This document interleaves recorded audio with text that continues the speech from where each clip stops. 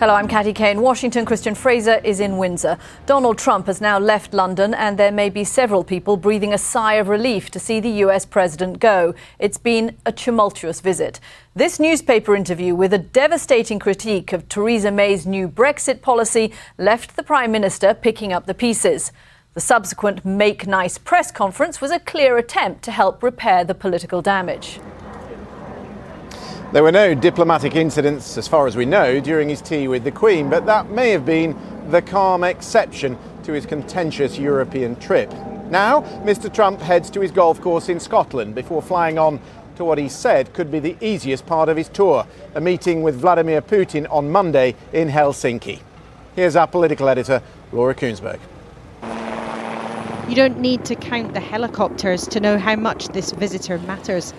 President Trump's entourage blasted through the countryside as subtly as he warned this week that his host might not get the trade deal she covets. For Theresa May, her job was not just to grin and bear it today, but more importantly, to try to change his mind. When first the tricky question was asked, he left it to her. Yeah, have you had a chance to talk about the interview this morning? We've got a lot to discuss. We can discuss our special relationship. The question repeated. This time, he made a face rather than answer. But after talks back to the choreography around the stately home, exactly where she brokered her Brexit compromise this time last week. The Prime Minister appeared to have taken hold of President Trump and predicted he's now on her side. We agreed today that as the UK leaves the European Union, we will pursue an ambitious US-UK free trade agreement. The Chequers Agreement reached last week provides the platform for Donald and me to agree an ambitious deal that works for both countries right across our economies. Was he quite so convinced? Once the Brexit process is concluded and perhaps the UK has left the EU, I don't know what they're going to do, but whatever you do is okay with me. That's your decision. Whatever you're going to do is okay with us. Just make sure we can trade together. That's all that matters. Mr. President, you seem rather to have changed your tune from what you said earlier this week when you said that on the current Brexit plan, that would probably kill the possibility of a trade deal with the UK. Our countries are meant to have a special relationship, yet you publicly criticised the Prime Minister's policy and her personally for not listening to you this week. Is that really the behaviour of a friend? I didn't criticise the Prime Minister. I have a lot of respect for the Prime Minister. And unfortunately, there was a story that was done, which was, generally fine, but it didn't put in what I said about the Prime Minister. And I said tremendous things. To be accurate, it did. She's going to make a decision as to what she's going to do. The only thing I ask of Theresa is that we make sure we can trade, that we don't have any restrictions. I read reports where that won't be possible. But I believe after speaking with the Prime Minister's people and representatives and trade experts, it will absolutely be possible. For years, British Prime Ministers have strained to show that they matter to the United States. They want to be listened to. They want to be respected. But with characteristic smash and grab style, Donald Trump has made that tricky, very tricky for Theresa May, just at the moment when she needs friends and reliable allies. Goodbye to Chequers, then for the president to move to call on one of the few people in the world whose status rivals his. The Queen has now met a dozen American presidents. This spectacle a product of all that shared history. These images, perhaps the ones Donald Trump truly desired. But the politics between the United States and Britain are fraught, the lines less precise. And as both our countries change, so diplomatic decorum isn't guaranteed. Laura Kuensberg, BBC News, Chequers. Well, in a moment, we'll hear from Ros Atkins. He is at President Trump's golf course in Turnberry in Scotland. Let's first, though, go to Trafalgar Square. We can speak there to Anita McVeigh. Laura Kuensberg there. Anita, talking about the images that the White House wants the US public to see. The images perhaps the White House doesn't want the world to see, those that you've been watching all day. All of those protests in central London, were they as big as had been predicted? Well, you're absolutely right, Catty. The sort of images that we saw from the protests, President Trump certainly won't want those to be seen back in the United States. The protests began this morning right here in the heart of British democracy in Westminster with one of the most striking images of protest, the Trump blimp or the Trump baby balloon, a giant inflatable that was floated just above the tree line behind me here in Parliament Square. And then various other marches took place. Some of them converged here on Parliament Square, but the biggest gathering of protesters was in Trafalgar Square a couple of hours ago, and so many interest groups coming together in a coalition of protest against the president's visit. You had environmental groups, you had human rights groups, LGBT rights groups, and so on, making their voices heard.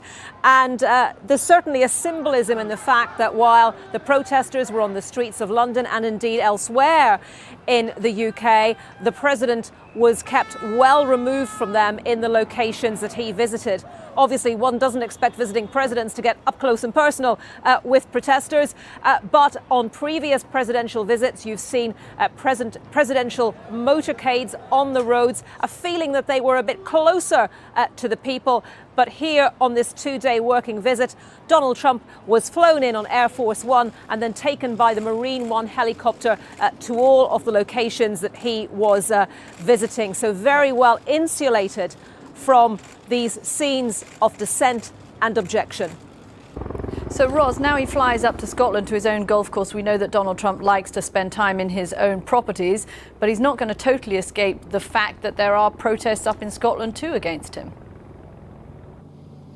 Well, it's a big property, and I'm sure if he's inside, he'll be reasonably well insulated from the Scottish people who would like to make their point. We're expecting protests around this Turnberry golf course, as well as his golf course in Aberdeenshire, and also protests in the centre of Glasgow and Edinburgh. The degree to which the protesters will be able to get anywhere near Donald Trump, I suspect they won't be getting that close. Just down the road from where I'm standing, there's one police block, and there are several police blocks on a number of the roads coming into Turnberry. So Mr. Trump will be hoping he can get away from the protests we've seen both in London and that we'll see in Scotland as the weekend goes on, and perhaps also take a break from the political drama that you and Christian have been describing. I should say, actually, it's a little surreal here at the moment because we know the President of the United States is coming, but there's not a huge amount of evidence. It's incredibly tranquil here. We're ending a beautiful summer's evening. The course is just there. A few people are wrapping up their rounds. The starlings are singing.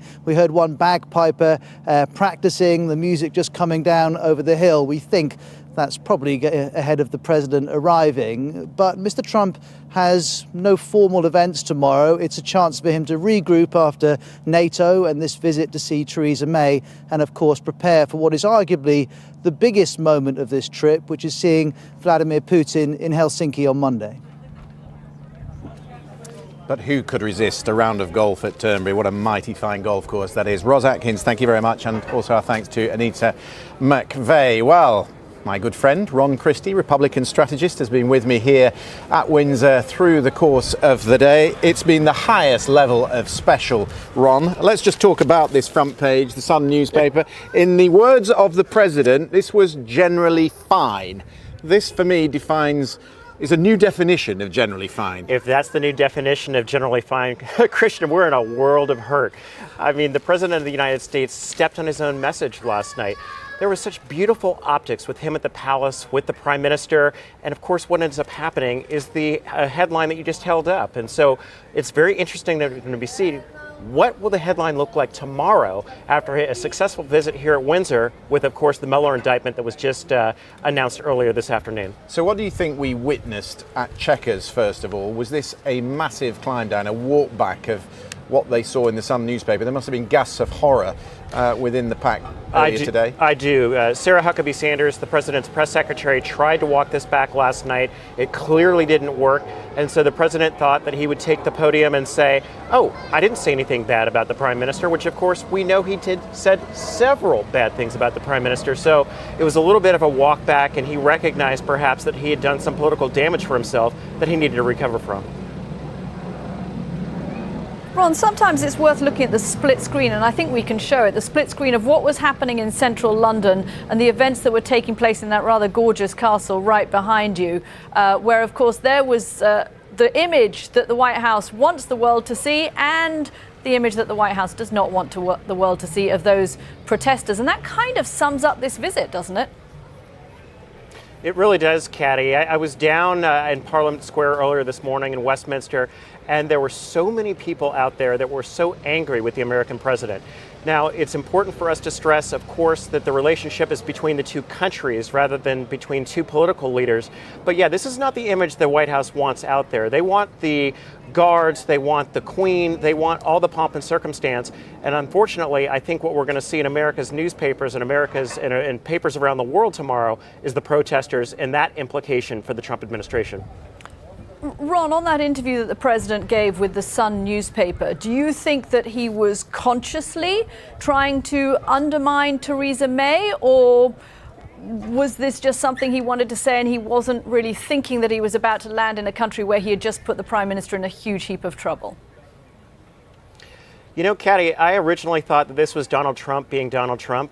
But the more that you listen to what the president has said over the last 24, 48 hours, it makes me wonder whether or not he wants her off the stage. He's standing side by side with her, and of course, what does he say? Well, Theresa's doing a great job, but Boris Johnson would also do a great job. I mean, how could you say something like that, standing next to the Prime Minister here in the UK, while of course also mentioning her rival in the same sentence and same breath? So, yeah, I think he might want her off the stage. OK, Ron Christie for the moment. I know you're staying with us. We'll talk plenty more about the visit here to Windsor Castle with the Queen, because the pictures are certainly the pictures that President Trump wanted beaming back to people at home. Plenty of pomp and ceremony. It wasn't a state visit, but this was the least the UK government could do.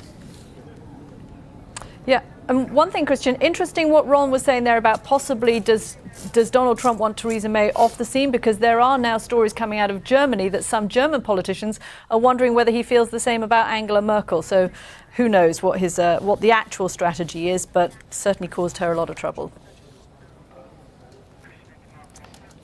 Let's talk to Mark Lotter, who is in New York for us. He's formerly served as the special assistant to President Trump. And Mark, when you watched events unfold here in the UK today, I wonder what your thoughts were, particularly those comments that made the front page of the Sun newspaper.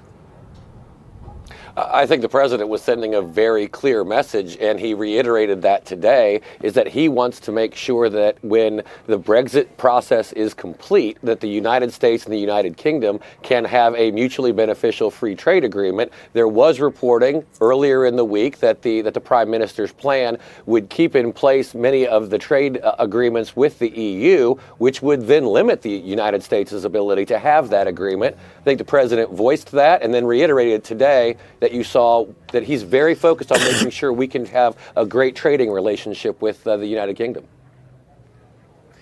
But come on, Mark, there is a protocol to these sort of things. You don't interfere in the politics of another country, and you certainly don't do it when you are being hosted for dinner at Blenheim Palace in the UK. I think one of the things that the world is seeing and that America sees is that the president is focused on the results, and he's going to have very blunt and very frank conversations in that process. When we look, and I'm not speaking specifically about the Brexit issue, but when we go back decades when presidents have always said the diplomatically appropriate thing and then nothing changes at the end of the day, like what we saw with NATO. The president was very serious. He was very frank and open that he wants countries to join the UK and the United States in meeting their requirements. And it might not be diplomatically appropriate, but he's going to say it frankly, and it's going to get results. Mark, we saw something of a rowback from the president at that press conference today, a notable change in tune when it came to the Prime Minister and her policies. Do you think that was important? Did the president have some damage control to do? I don't know if I would call it damage control. I think probably what you saw, and I wasn't obviously involved in the conversations, was the Prime Minister being able to explain directly to the President how her plan would not limit our ability to have a free trade agreement with the United Kingdom, because as I said, What we saw earlier in the week was that many of the trade policies. You think he had nothing to apologise for in the tone and the substance and the way that he spoke about his host in that newspaper interview? I think what you saw, and the president did apparently acknowledge the interview last night when they were having dinner and the way it was portrayed. But what you saw today was the president saying he has a lot of respect and admiration for the prime minister. He enjoys working with her, and he's going to look to continue working with her as we move through the Brexit process and negotiating a trade agreement with the United States. Okay, Mark Lotter, thank you very much for joining me. It has been an extraordinary day in British politics as well, of course, as in the transatlantic relationship. Christian, I was struck waking up here in the US this morning, early this morning, by how big a story Donald Trump's interview in the Sun newspaper was here in the US, because by and large American TV networks and papers don't give a huge amount of coverage to foreign stories, but this one they really did pick up on, and people here were pretty shocked, as Ron was suggesting, that the president had weighed in on domestic politics in this way. Yeah, and Ron made the point earlier to me in the afternoon that this is what the president does. He tramples over his own message. So last night I was standing on the roundabout saying, look at these pictures that are being beamed back to the United States. This is exactly what President Trump wants. What should have happened this morning, of course, on the breakfast shows in America is that they were showing the Scots, Welsh, Irish Guards and these lovely pictures of Blenheim Palace and what he was doing there. And instead, they're focusing on the front page of The Sun. And you can just imagine what went on last night at a time when they were saying this is an unprecedented opportunity and sort of speaking in grand terms about Brexit and how well he gets on with Theresa May. She would have been briefed in her ear, hey, just wait till you see the front page of The Sun. This is a whole load of pain. Yeah, that must have been an interesting end to that dinner.